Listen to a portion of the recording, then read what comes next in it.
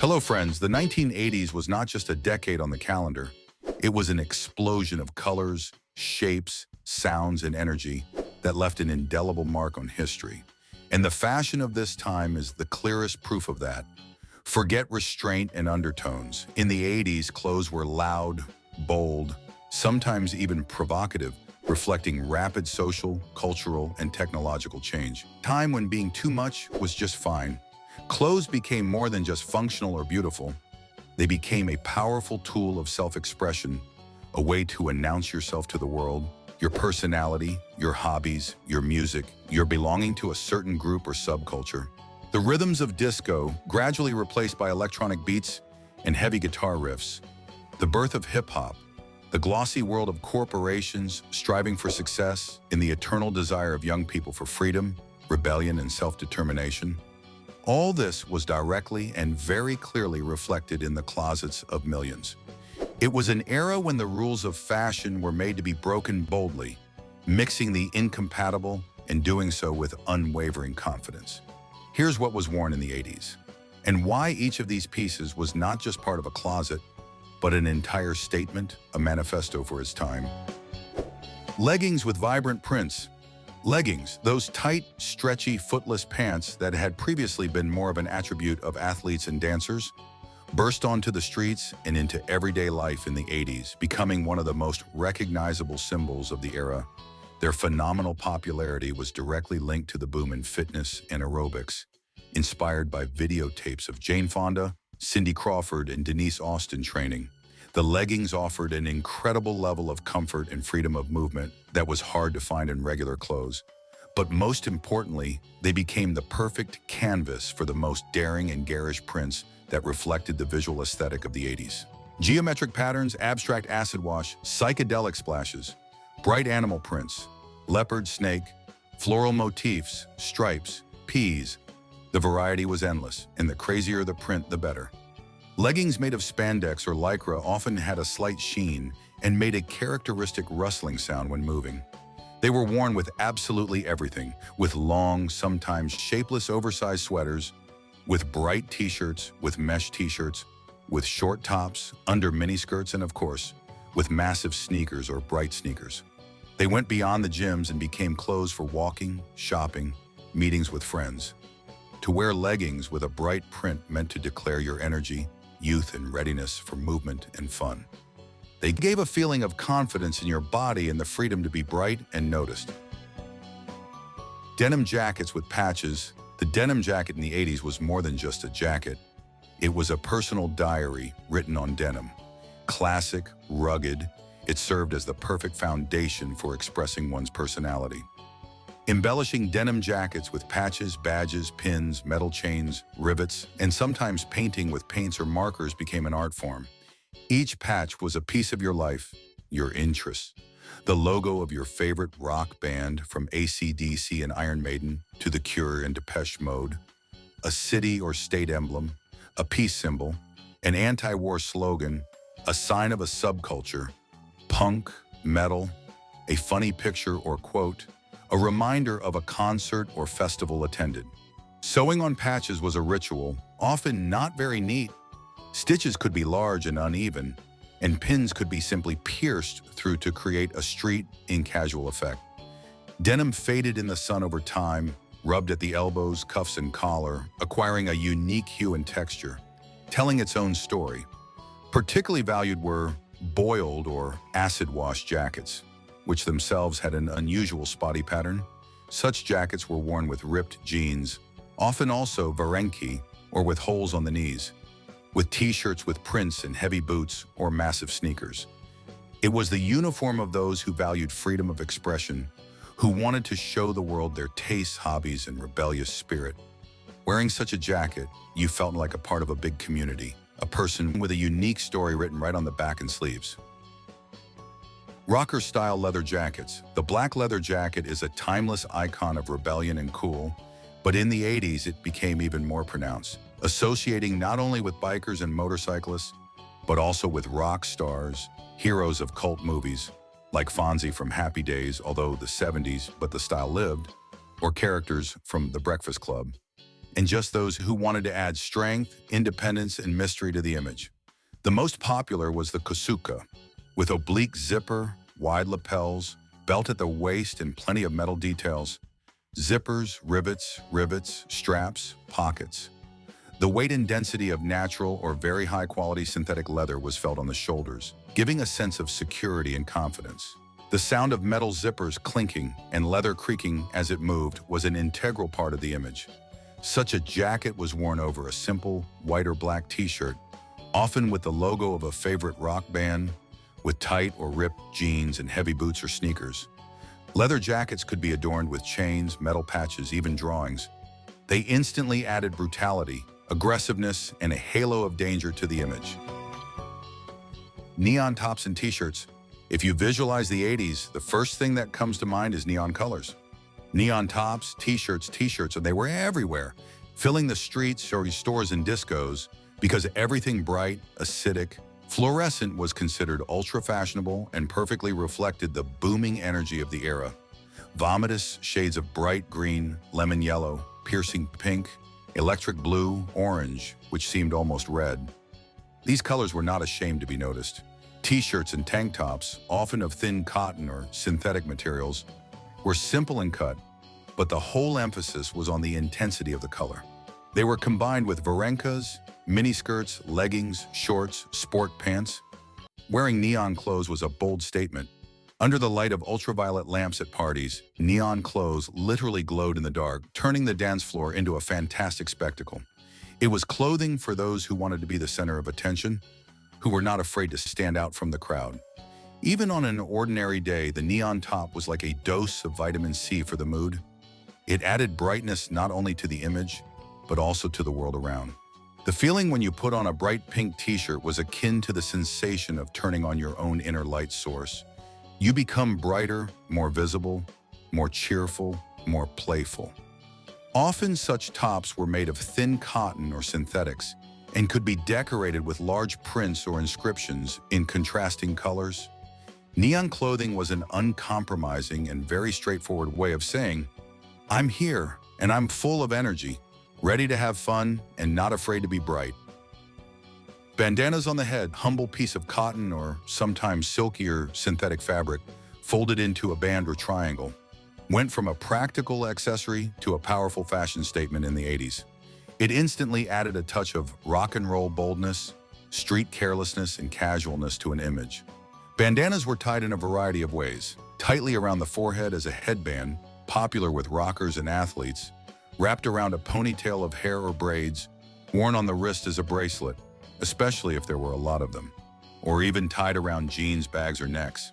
The most common was the classic paisley, Indian cucumber, pattern in different color variations.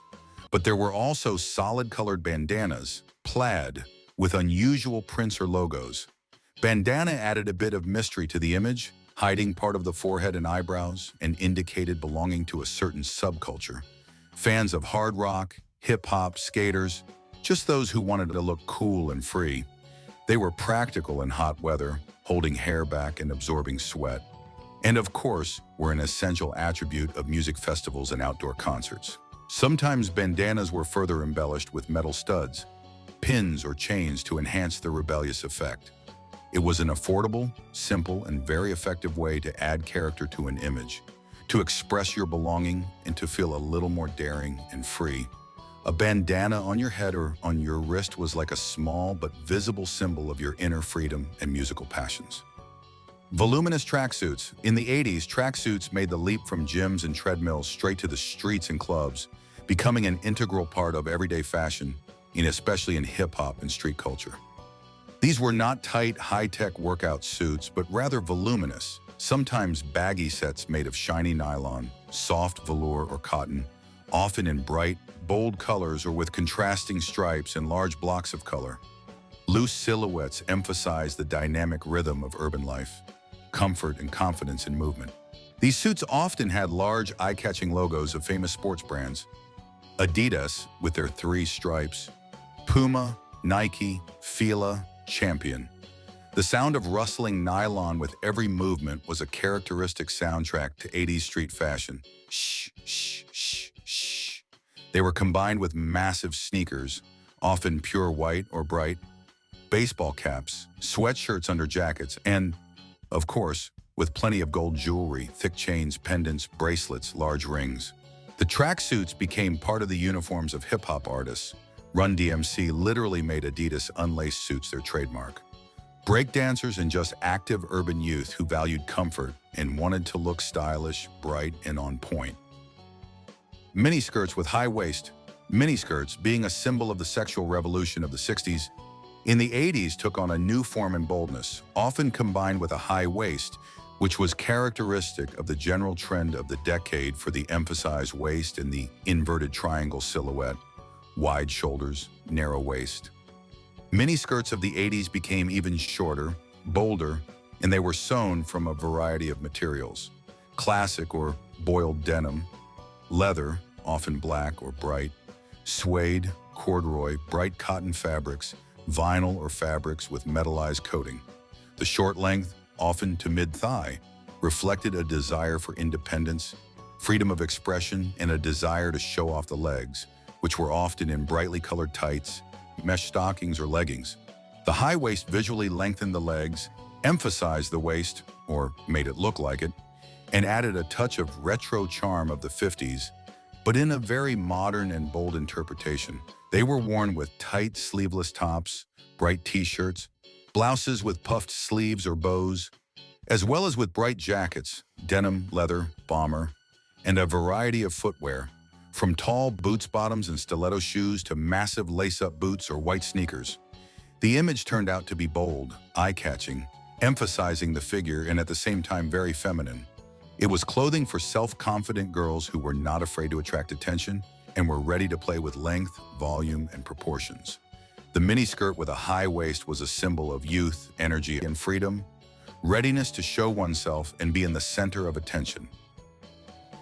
Loafers without laces, these classic shoes without laces, with their distinctive tongue and sometimes leather toe strap, were originally associated with the academic style of American colleges, preppy style, and Ivy League students.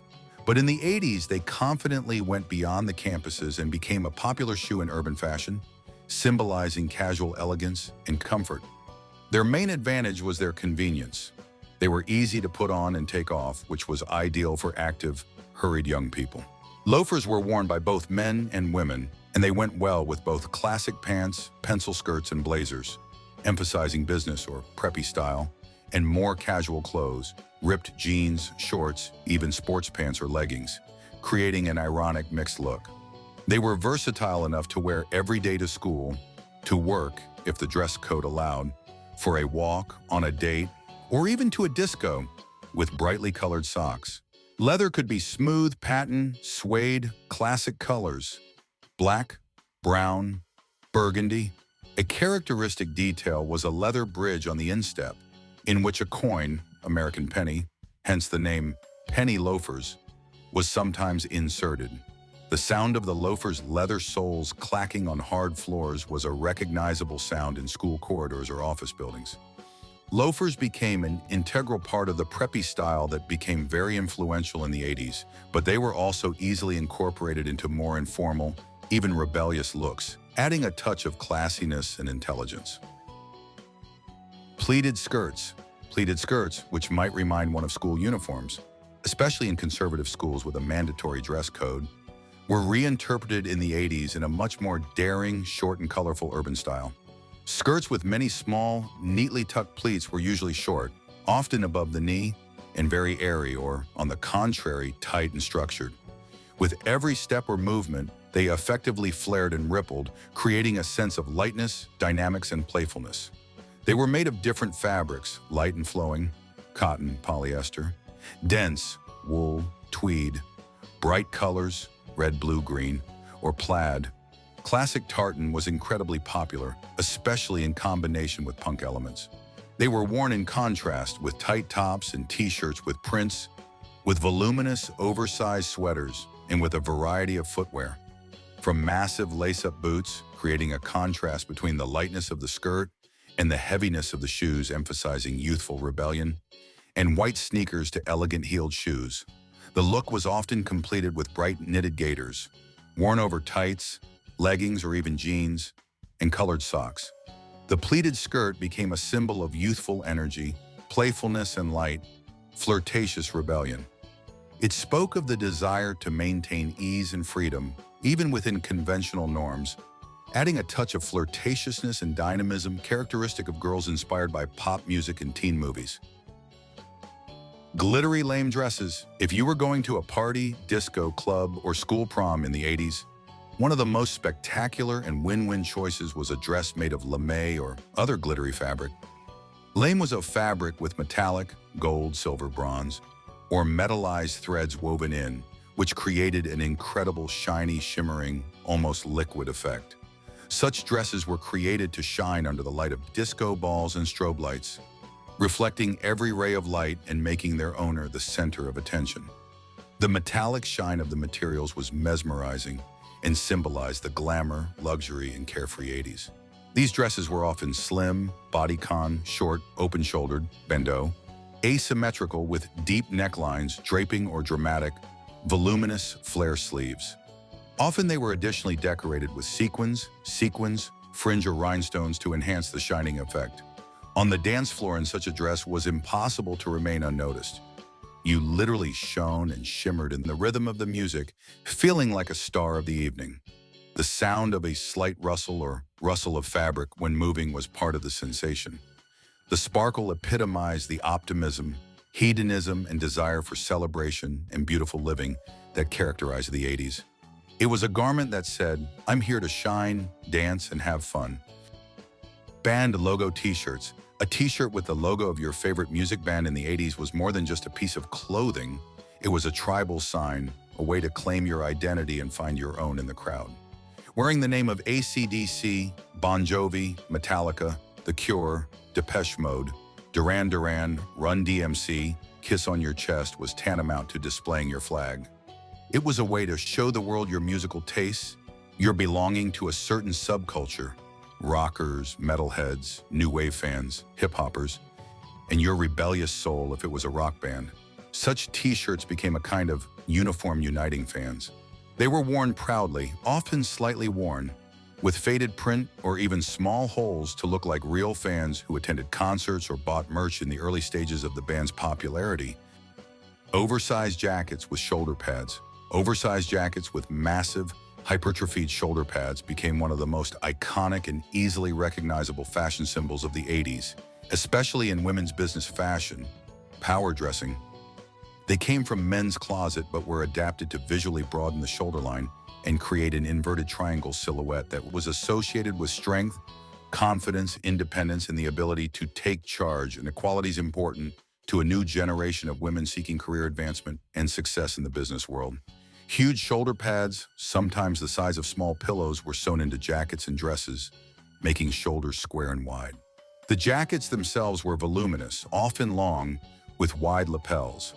They were sewn from a variety of materials: wool, linen, cotton, synthetics, often in bright colors: electric, fuchsia, red, turquoise, or textured fabrics. They were worn in contrast, either with narrow pencil skirts, creating a classic business image, or with wide, loose pants for a more relaxed but still strong image. Tight tops, turtlenecks, blouses with bows or jabots were worn underneath. The weight and density of the shoulder pads felt on his shoulders, lending a certain monumentality to his posture. The light rustling or crunching of the shoulder pads material inside the jacket was part of the sensation. The image was often completed with massive, eye-catching jewelry: large clips or earrings, necklaces, bracelets. This was the fashion of the new generation, inspired by the heroines of popular TV series and movies, striving for success and power. Oversized jacket with shoulder pads was a kind of armor that said, "I am strong, I am independent, I am confident, and I am ready to take my place in the sun." Tall white sneakers. Tall white sneakers became a true symbol of urban culture, sports, and style in the 80s, moving from gyms and basketball courts straight to the streets, schools, and clubs. Iconic models like the Nike Air Force One, Adidas Form, Reebok Classic, Converse Chuck Taylor high tops or Pro Keds were at the peak of popularity and became part of the uniform of urban youth, especially in the context of hip-hop, breakdancing, and skateboarding. The clean, spotless white color, which of course had to be constantly cleaned and protected from the slightest dirt, was associated with freshness, novelty, style, and a certain status, because they only looked cool when perfectly clean. The high top of the sneaker supported the ankle and added solidity and stability to the silhouette. They were worn with absolutely everything, with jeans tucked inside, worn over, or rolled up underneath, with shorts, with skirts, with leggings, with tracksuits. On the streets of New York, Los Angeles, Chicago, these sneakers were part of the dress code and a symbol of belonging to street culture. The sound of squeaking rubber soles on asphalt, linoleum, or parquet was recognizable. The feel of thick leather or sailcloth on the foot, the weight of the sneaker, the lacing process, it was all part of the ritual. These sneakers united the world of sports and the world of style, showing that comfortable, initially sporty shoes can be ultra-fashionable, become a cult object, and even a symbol of a whole movement. Taking care of white sneakers, constantly cleaning them with toothbrush and toothpaste to keep them white, was a separate, important ritual to maintain status. Denim overalls. Denim overalls in the 80s were the epitome of practicality, comfort, and a carefree, relaxed style suitable for most informal occasions. They originated from workwear, but were adapted for everyday wear to suit fashion trends. Often with a jammy, acid, or stonewash wash effect, they were worn in different ways, fully buttoned with one strap unbuttoned and hanging down, which was considered particularly cool, sloppy, and a bit rebellious. With both straps down to the waist, worn as regular jeans with a vest, t-shirts, tops, tank tops, turtlenecks, or even blouses were worn underneath the overalls. Like denim jackets, overalls were often decorated with patches, badges, paintings, or pins, making them unique. The durable denim fabric withstood active lifestyles, making overalls ideal for walking, traveling, going to concerts, picnics, or just everyday activities where comfort and freedom of movement were required. They became a symbol of simplicity, naturalness, relaxed and casual. The weight and density of denim felt on the body, giving a sense of solidity and security. Acid wash jeans was one of the most iconic, controversial, and visually shocking fashion trends of the 80s. It was a rather aggressive way of treating denim using chlorine or other chemicals that created a unique, highly irregular, bleached, stained, or marbled pattern on the fabric. Acid wash jeans looked like they had been worn and washed for decades, if not hundreds of years, and it was this tattered, worn, artificially aged look that was considered ultra-fashionable and a rebellion against neat, new clothes. They were a bold and loud statement. Acid wash jeans were worn by a wide variety of subcultures. The fabric became slightly stiffer after such treatment, sometimes even more brittle and thin in bleached areas, and often had a specific odor of chlorine or chemicals that took a long time to evaporate. Acid washing became an entire trend in street fashion, symbolizing the rejection of perfection, the pursuit of individuality through artificial aging, and giving a unique, aggressive look to clothing. It was a visual challenge to the rules and a demonstration of freedom of expression through extreme design. Rubber bracelets, a small but incredibly colorful and common accessory of the 80s. Rubber bracelets. The rule was simple. The more on your arm, the cooler. Ideally if they were in bright, flashy neon colors. Bright pink, acid yellow, neon green, bright orange. These simple, cheap bracelets made of silicone, rubber, or plastic have become a real hit, especially among young people and teenagers. Due to their availability and brightness, they were literally wrapped around the wrist from the hand to the elbow, creating the effect of layering, volume, and bright color explosion. They were affordable. They were sold by the piece or in packs in any store. They were easy to find and to collect a whole collection of different colors, shapes, smooth, grooved, with inscriptions, and sizes. Rubber bracelets served as a symbol of cheerful mood, ease, youth, and involvement in popular culture. They became very popular thanks to Madonna, who wore them in huge numbers at the beginning of his career. Often bracelets were given to friends as a sign of friendship, and they became a kind of bracelets of the 80s. Aviator sunglasses. Originally developed in the 30s for American pilots, aviator sunglasses experienced a strong resurgence in popularity in the 80s, and became an iconic fashion accessory associated with cool movie characters. Love of speed, adventure, and freedom. The thin metal frames, often gold, silver, or black, and distinctive large drop-shaped lenses, often mirrored with green, brown, gray, blue, or pink tints, looked very stylish, daring, and a bit dangerous.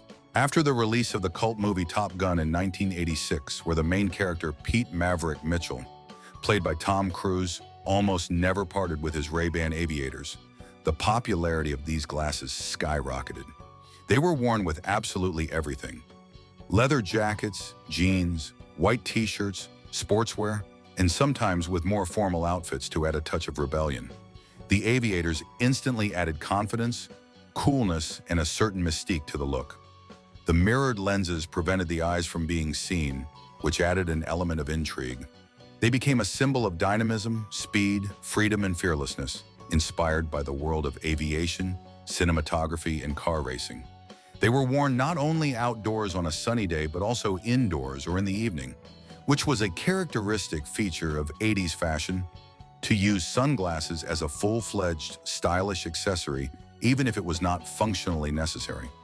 Putting on aviators made you feel like an action movie hero, ready for any challenge or just a very cool and confident person.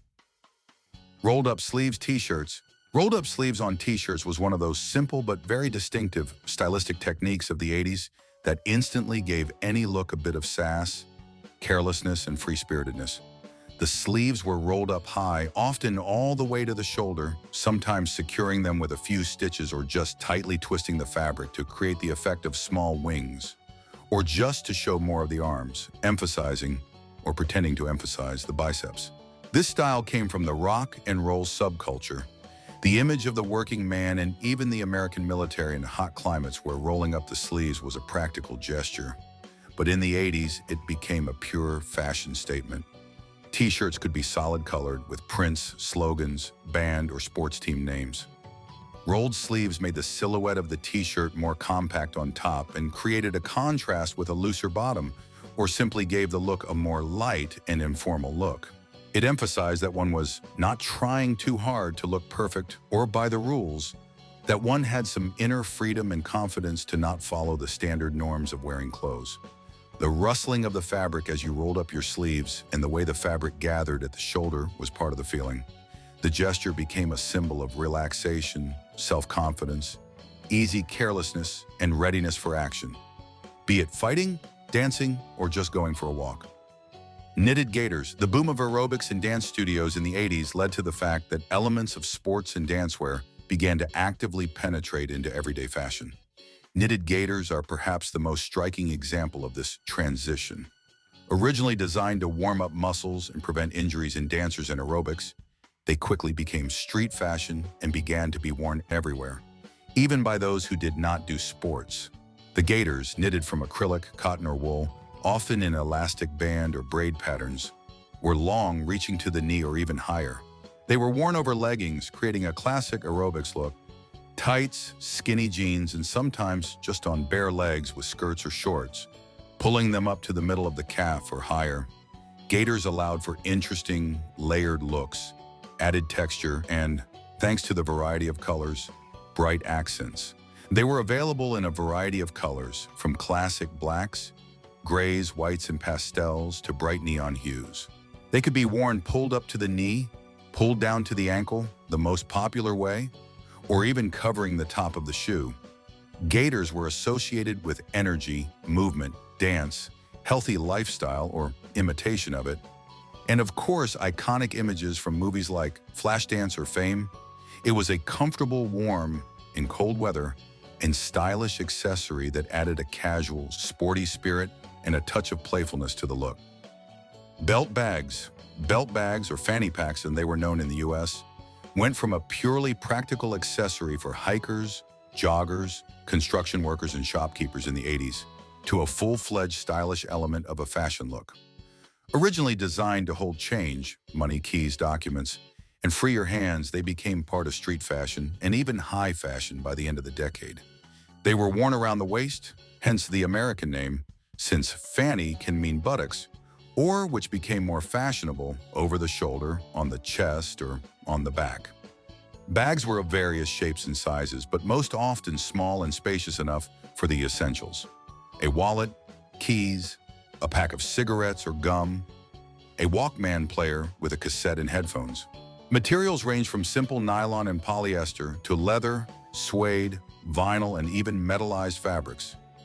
Belt bags in bright neon colors or with a shiny finish were especially popular, making them standout accents in the look. The sound of buzzing zippers and clanking plastic or metal buckles was familiar to every wearer. The belt bag was a symbol of freedom of movement, activity, and readiness for action. Hands remained free and everything you needed was at your fingertips.